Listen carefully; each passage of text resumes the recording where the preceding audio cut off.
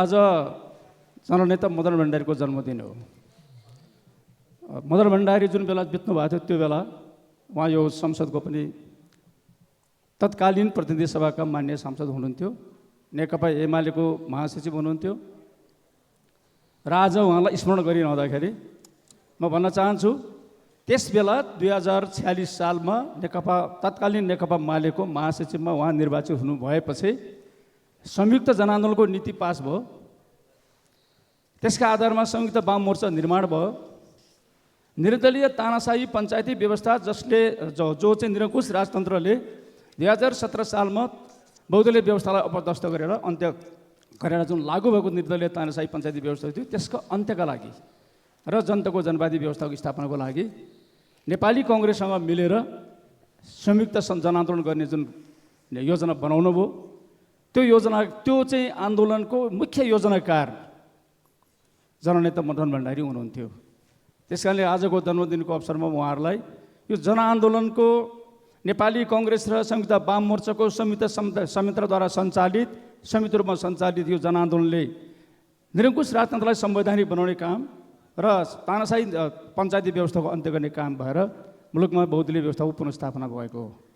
यो महान कामको नेतृत्व गर्नुभएको त्यतिखेर चाहिँ त्यो आन्दोलनको कमान्डर डिज्युरे कमान्डर चाहिँ गणेश मानजी हुनुहुन्थ्यो, त्यो आन्दोलनको डिफेक्टो कमान्डर मदन भण्डारी हुनुहुन्थ्यो र त्यो आन्दोलनको मुख्य आर्किटेक्चर मदन भण्डारी हुनुहुन्थ्यो। त्यसकारणले त्यो सफल आन्दोलनको आर्किटेक्चर मदन भण्डारीप्रति आज उहाँको जन्मदिनको अवसरमा म हार्दिक श्रद्धाञ्जली व्यक्त गर्न चाहन्छु।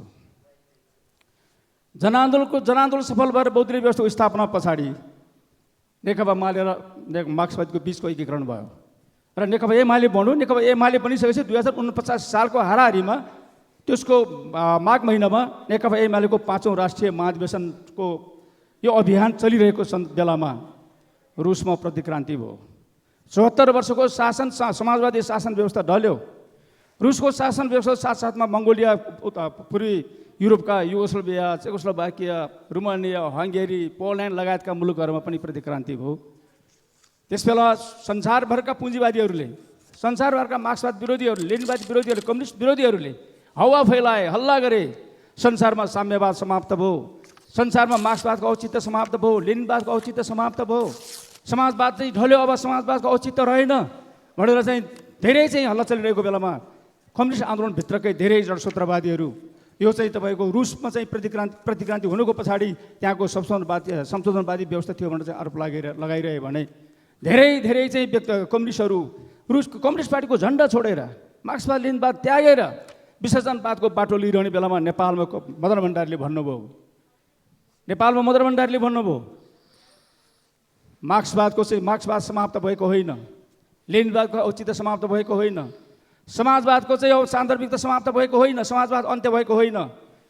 बरु जुन बेलासम्म संसारमा असमानता रहिरहन्छ, शोषण दमन उत्पीडन रहिरहन्छ, अत्याचार अन्याय भइरहन्छ, असमानता रहिरहन्छ र पछौडेपन रहिरहन्छ, मार्क्सवाद त्यहाँ जीवित रहन्छ, मार्क्सवाद त्यहाँ रहिरहन्छ, लेनिनवादको औचित्य रहिरहन्छ भनेर चाहिँ भन्ने व्यक्ति मदन भण्डारी हुनुहुन्थ्यो। त्यस कारणले मदन भण्डारीले भन्नुभयो कम्युनिस्ट आन्दोलनभित्र देखा परेको जडसूत्रवादलाई परास्त गरेर, कम्युनिस्ट आन्दोलनभित्रको विसर्जनवादलाई परास्त गरेर बरु कम्युनिस्ट पार्टीले मार्क्सवाद लेनिनवादको सृजनात्मक प्रयोग त्यसको रक्षा र विकास गरेर मार्क्सवादलाई जोगाउन सकिन्छ, बचाउन सकिन्छ, लेनिनवादको सान्दर्भिकता देखाउन सकिन्छ, समाजवादको सान्दर्भिकता देखाउन सकिन्छ। खालि रुसको चाहिँ रुसी मोडेलको समाजवाद अन्त्य भएको हो, समाजवाद अन्त्य भएको होइन। रुसमा अभ्यास गरेको मार्क्सवादीले गरेको अभ्यास त्यो असफल भएको, मार्क्सवाद असफल भएको होइन भनेर नेपालबाट उहाँले भन्नुभयो मार्क्सवादको झन्डालाई हामी नेपालबाट उठाउँछौँ, लेनिनवादको झन्डालाई हामी माथि नेपालबाट उठाउँछौँ। यसरी संसारभरको कम्युनिस्टलाई प्रेरणा दिएर मार्क्सवाद लेनिनवादको झन्डा माथि उठाउने महान व्यक्तित्व मदन भण्डारीप्रति म सलाम व्यक्त गर्न चाहन्छु।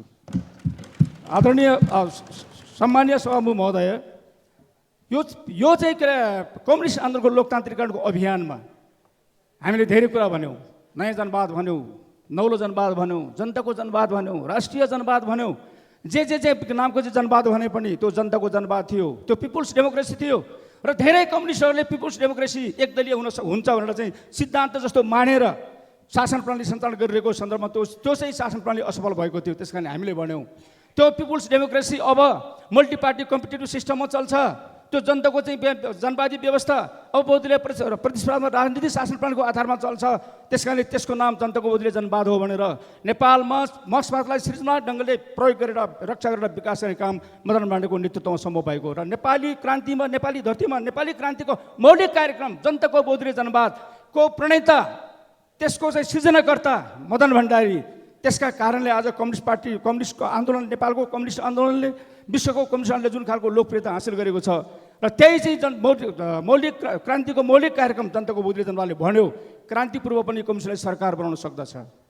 त्यो सरकार बनाएर जनताको चाहिँ अधिकतम सेवा गरेर प्रगति सुधारका अधिकतम कामहरू गरेर जनशक्ति आर्जन गरेर जनताको चाहिँ अहिमत प्राप्त गरेर शक्ति सञ्चय गर्दै क्रान्तिको लागि अगाडि बढ्न सकिन्छ। र नेपालमा 46 सालको परिवर्तनपछि अब हर हालतमा हिंसात्मक सङ्घर्ष भन्ने बानी छोडेर, त्यो सिद्धान्त छोडेर हर हालतमा शान्तिपूर्ण सङ्घर्ष भन्ने एक थरी कम्युनिस्टहरू हिंसात्मक सङ्घर्षका कुरा नगर्ने, हर हालतमा हिंसात्मक सङ्घर्षका कुराकानी गर्ने, शान्तिपूर्ण सङ्घर्षको गुन्जासलाई प्रयोग नगर्ने कम्युनिस्टहरू त्योतर्फ आउँदै मदन भण्डारीले भन्नुभएको थियो 46 सालको परिवर्तनपछि नेपालमा शान्तिपूर्ण सङ्घर्षका माध्यमबाट, जनआन्दोलनका माध्यमबाट क्रान्ति सम्पन्न हुन सक्ने सम्भावना बढ्यो नेपालमा। अब त्यस कारणले हामी हर हालतमा हिंसात्मक सङ्घर्षको कुरा छोडेर शान्तिपूर्ण सङ्घर्ष, त्यो शान्तिपूर्ण सङ्घर्षको क्षेत्र संसदीय क्षेत्र हुन सक्दछ, त्यो शान्तिपूर्ण सङ्घर्षको क्षेत्र संसद हुन सक्दछ।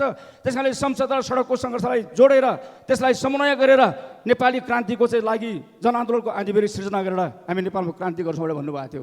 आज मदन भण्डारीले भनेको त्यो कुरा सत्य साबित भयो। 2072 सालमा आउँदाखेरि हाम्रो सङ्घीय लोकतान्त्रिक गणतन्त्र स्थापना भयो।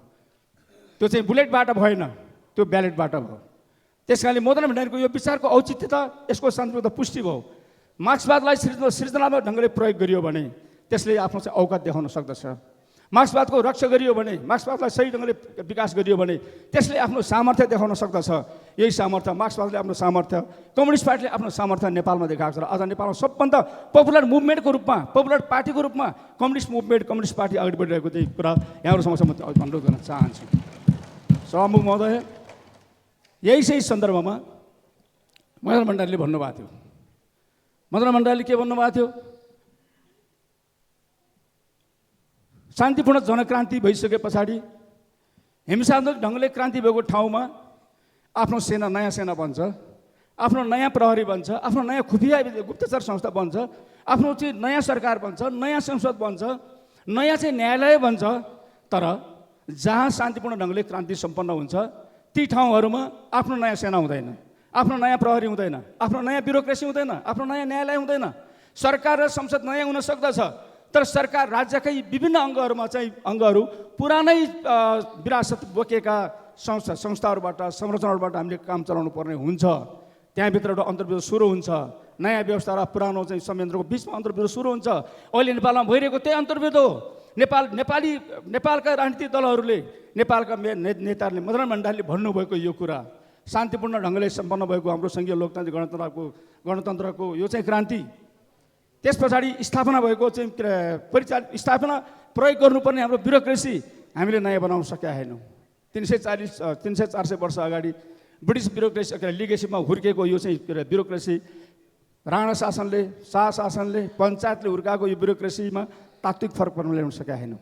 त्यसमा लोकतान्त्रिक हुन बाँकी छ, लोकतान्त्रिकरण हुन बाँकी छ, त्यसलाई क्रान्तिकारी बनाउन बाँकी छ, त्यसलाई जनमुखी बनाउन बाँकी छ, सङ्घीय लोकतान्त्रिक गणतन्त्र मैत्री बनाउन बाँकी छ। नेपाल प्रहरी सबैभन्दा यति धेरै चाहिँ तपाईँको राजनीतिकरण भयो यो बौद्धले कालमा र अहिलेसम्मको चाहिँ अवधिभित्र हामी नेपालका राजनीतिक दलहरूले प्रहरीलाई चाहिँ पङ्गु बनाएका छौँ। यति धेरै राजनीतिकरण भयो, राजनीतिकरणको माथि पार्टीकरण भयो, पार्टीकरण पुगेन, गुटकरण भयो, गुटकरणले पुगेन, व्यक्तिकरण भयो। अहिले नेताको चाहिँ पुलिसका हाकिम छन्, पुलिसले आफ्नो स्वतन्त्र ढङ्गले काम गर्ने परिस्थिति बनाएको छैन। अहिले पुलिसले आफ्नो चाहिँ औचित्य, आफ्नो शान्तिप्रियता, आफ्नो चाहिँ श्रेष्ठता पुष्टि गर्न सकेका छैन, पाएको छैन। किनभने त्यो पुलिस यति धेरै चाहिँ ध्वस्त बनाएका छौँ हामीले। त्यो पुलिसलाई, त्यो नेपाल प्रहरीलाई या एपिएफलाई डेमोक्रेटाइजेसन नगरिकन, लोकतान्त्रिकरण नगरिकन सङ्घीय लोकतान्त्रिक गणतन्त्रले आफ्नो प्रतिफल प्राप्त गर्न सक्दैन। सभामुख महोदय, सुशासनको कुराकानी गरौँ या भ्रष्टाचार नियन्त्रणको कुराकानी गरौँ या अपराध नियन्त्रणको कुराकानी गरौँला। हामी यो सबै कुरा जे कुराकानी गरे पनि या चाहिँ शान्ति सुव्यवस्थाको कुराकानी गरौँला। एउटा प्रहरीले आफ्नो स्वतन्त्र ढङ्गले कुनै व्यक्तिले मुद्दा हाल्यो भने, उजुरी गऱ्यो भने त्यो उजुरी लिन सक्दैन। नेतासँग सोधेर मात्रै, मन्त्रीहरूसँग सोधेर मात्रै, सांसदहरूसँग सोधेर मात्रै, नेताहरूसँग सोधेर मात्रै लिने कि नलिने उसले फैसला गर्छ। कति धेरै राजनीतिकरण भयो, कति धेरै त्यसलाई चाहिँ भ्रष्ट बनाइयो। यो चिजबाट नेपाल प्रहरीलाई उठाइएन भने नेपाल प्रहरी माथि उठ्न सक्दैन। हाम्रो सङ्घीय लोकतान्त्रिक गणतन्त्रको यो अभिष्ट हामीले सुशासनको अभिष्ट पुरा गर्न सक्दैनौँ, शान्ति सुव्यवस्था कायम गर्न सक्दैनौँ। त्यस्तै नेपाली सेनाको कुरा होला। नेपाली सेनाले अन्तर्राष्ट्रिय जगतमा धेरै प्रतिष्ठा कमाएको छ, धेरै चाहिँ राम्रो काम गरेको छ। तर आज पनि मैले फेरि पनि भन्छु, त्यसलाई फेरि पनि सङ्घीय लोकतान्त्रिक गणतन्त्र मैत्री बनाउन सकिया छैन। अहिलेको सङ्घीय संरचना मुताबिक त्यसलाई चाहिँ हामीले सङ्गठित गर्न सकेका छैनौँ। नेपाल प्रहरी, नेपाली सेना, एपिएफ सबैको हालत त्यही हो, नेपालको अनुसन्धान विभागको चाहिँ हालत त्यही हो। यो सबैभित्र लोकतान्त्रिकरण गर्नुपर्छ। मदन भण्डारीले भन्नुभएको जस्तै पुरानो चाहिँ संयन्त्रबाट नयाँ व्यवस्थाको रक्षा हुन सक्दैन, नयाँ व्यवस्थाको हित हुन सक्दैन। त्यसैले यो नयाँ पुराना चाहिँ संयन्त्रहरूलाई, राज्यका यी संयन्त्रलाई हामीले लोकतान्त्रिकरण गर्नुपर्छ, त्यसलाई क्रान्तिकारी गर्नुपर्छ र क्रान्तिको जुन चाहिँ उपलब्धि हो त्यो क्रान्तिको उपलब्धिलाई रक्षा गर्ने ढङ्गले त्यसलाई प्रयोग गर्नुपर्छ भन्ने कुरा हामीले गरेका छैनौँ। त्यस कारणले म नेपालको सबै राजनीतिक दलहरू तिर फर्केर म भन्छु, सरकारतिर फर्केर म भन्छु, मदन भण्डारीको यो भनाइलाई हामी आत्मसात गरौँ, यसलाई व्यवहारमा रूपान्तरण गरौँ र हाम्रा यी सरकारका पुराना संयन्त्रहरूलाई कमसेकम सङ्घीय लोकतान्त्रिक गणतन्त्र उन्मुख बनाऊ, त्यो चाहिँ मैत्री बनाऊ, अनि मात्रै हामीले आजको चाहिँ अभियान पुरा गर्न सकौँला। अरू त अरू सबै कुरा सङ्घीय शासन प्रणालीमा गयो। एकात्मक ढाँचाको राज्य चाहिँ सङ्घात्मक ढाँचामा गयो। केन्द्रीकृत शासन प्रणाली सङ्घीय शासन प्रणालीमा रूपान्तरित भयो। यो मुलुकमा 7वटा प्रदेश सरकार बन्यो, 753वटा चाहिँ स्थानीय सरकारहरू बने, अहिले 761वटा सरकार छन् यो मुलुकमा। तर सभामुख महोदय, यो 761वटा सरकार बन्यो, तर हाम्रो चाहिँ न्यायालय, हाम्रो अदालत त्यसलाई चाहिँ यो परिवर्तनले छोडेन। त्यो अहिले पनि एकात्मक ढाँचामा छ, सङ्घीय ढाँचामा होइन। त्यो अहिले पनि सङ्घीय शासन प्रणाली मैत्री छैन, त्यो अहिले पनि एकात्मक शासन प्रणाली, केन्द्रीय शासन प्रणाली उन्मुख छ। हिजोको जे चाहिँ रवैया थियो, जे प्रकृति थियो, जे चाहिँ उसको चाहिँ चरित्र थियो, आज त्यही ठाउँमा छ। त्यो यसले चाहिँ धेरै सङ्कट पैदा गरेको छ हाम्रो शासन प्रणालीमा। हाम्रो यो राज्य व्यवस्थालाई बलियो बनाउनुको धेरै सङ्कट पैदा। त्यस कारणले हाम्रो न्यायालयलाई चाहिँ लोकतान्त्रिकरण गर्नुपर्ने। मदन भण्डारीको भाषामा भन्दाखेरि यो पुरानो चाहिँ ब्युरोक्रेसी, पुरानो चाहिँ अदालत, पुरानो गुप्तचर, पुरानो सेना प्रहरी कायम रहिरह्यो भने त्यसले यो मुलुकमा कुनै पनि दिन प्रतिगमनको चाहिँ परिस्थिति निर्माण गर्न सक्दछ। त्यस कारणले यसलाई चाहिँ हाम्रो सङ्घीय लोकतान्त्रिक गणतन्त्र अनुरूपको बनाउनुपर्छ। मदन भण्डारीले यो कुरा गर्नुभएको थियो। आदरणीय मदन भण्डारीलाई सम्झिरहँदाखेरि सभामुख महोदय, म के कुरा भन्न चाहन्छु भन्दाखेरि, मदन भण्डारीले एउटा कुरा भन्नुभएको थियो, हामीले यो कम्युनिस्ट आन्दोलनको लोकतान्त्रिकरणको कुरा या आफ्नो मौलिक चिन्तनको विकासको कुरा या कम्युनिस्ट आन्दोलनभित्र देखा परेको पुच्छरवादलाई परित्याग गर्ने कुरा, पहिले नेपालको कम्युनिस्ट के थियो भने रुसमा चाहिँ पानी पऱ्यो भने, मस्कोमा पानी पऱ्यो भने काठमाडौँमा छाता ओढ्ने, चीनमा चाहिँ हिउँ पऱ्यो भने यहाँ बख्खु लगाउने चलन थियो। मदन भण्डारीले के भन्नुभयो, हामीले चाहिँ ठोस परिस्थितिको ठोस विश्लेषण गरेर आफ्नो खुट्टाको नाफो अनुसार जुत्ता सिलाउने काम गर्नु पऱ्यो, जुत्ताको नाफो अनुसार खुट्टा काट्ने गल्ती गर्नु हुँदैन, जसरी अरू कम्युनिस्टले गरेका छन्। त्यहाँदेखि मदन भण्डारीको यो मौलिक चिन्तनप्रति हामीले चाहिँ आत्मसात गरेर हामीले भन्नुपर्ने विषय के छ भने, नेपालको चाहिँ नेपाली समाजको चरित्र, यहाँको वर्ग सङ्घर्षको स्थिति, यो समाजको बोलबाजी चरित्र, खुलापन आदि कारण सबैले भन्दाखेरि सबै परिषदलाई मूल्याङ्कन गरेर हामीले के भन्नु भनेदेखि नेपाली क्रान्तिको बाटो हामीले आफ्नै चाहिँ के अरे मुलुकको परिस्थिति अनुसार निर्माण गर्नुपर्छ। चीनको चाहिँ नक्कल गरेर या चाहिँ तपाईँको भियतनामको नक्कल गरेर या रुसको नक्कल गरेर होइन भनेर चाहिँ भन्नुभएको यो मौलिक चिन्तनका चाहिँ चिन्तक कमरेड मदन भण्डारी, जननेता मदन भण्डारी, आज उहाँको जन्म जयन्तीको 73औं दिन हो। त्यस कारणले मैले यो सम्मानित सदनमा मदन भण्डारीले नेपालको राजनीतिमा पुर्याएको योगदान, मदन भण्डारीले नेपालको कम्युनिस्ट आन्दोलनमा पुर्याएको योगदान, मदन भण्डारीले कम्युनिस्ट आन्दोलन विश्वकर्म आन्दोलनमा पुर्याउनु भएको योगदान र अरू त अरू मदन भण्डारीले नेपालको राज्य सत्ताको लोकतान्त्रिकरणमा पुर्याएको योगदानको आज हामीले कदर गर्नुपर्छ, आज हामीले सम्झाउनुपर्छ। र यो बाँकी रहेको जुन पाठ छ हाम्रो, बाँकी रहेको जुन भाग छ हाम्रो, जुन दायित्व छ हाम्रो, यो राज्य सत्ताको लोकतान्त्रिकरण, यो संसद साँच्चै नै क्रान्तिकारी संसदवादमा रूपान्तरित हुनुपर्छ। यो संसदले चाहिँ क्रान्तिकारी कामको लागि सरकारलाई सघाउनुपर्छ। सरकारले चाहिँ सुशासन कायम गर्ने कुरा, विकास निर्माणको काम गर्ने कुरा, समृद्धि हासिल गर्ने कुरा र समाजवादको आधार तयार गर्ने कुरामा चाहिँ सरकारले चाहिँ क्रान्तिकारी ढङ्गले काम गर्नुपर्छ। र यो सबै यो दुईवटा संसदको काम गर्नलाई अरू चाहिँ संस्थाले सघाउ पुर्याउनुपर्छ भन्ने कुरा र त्यसको लागि लोकतान्त्रिकरणको यो अभियानमा फेरि पनि राज्यलाई सचेत पार्नुपर्छ। यो सम्मानित संसदमा आफ्नो भनाइ राख्नुपर्छ। मदन मान्डेका यी कुराहरूलाई फेरि पनि हामी सबैको सामु एकपटक हाम्रै चाहिँ मुखबाट फेरि सुनाइदिनुपर्छ भनेर मैले यो समय लिएको हुँ। सभामुख महोदय समय दिनुभयो, त्यसको लागि धन्यवाद दिएर म आफ्नो भनाइ टुङ्ग्याउँछु। धन्यवाद। माननीय सदस्य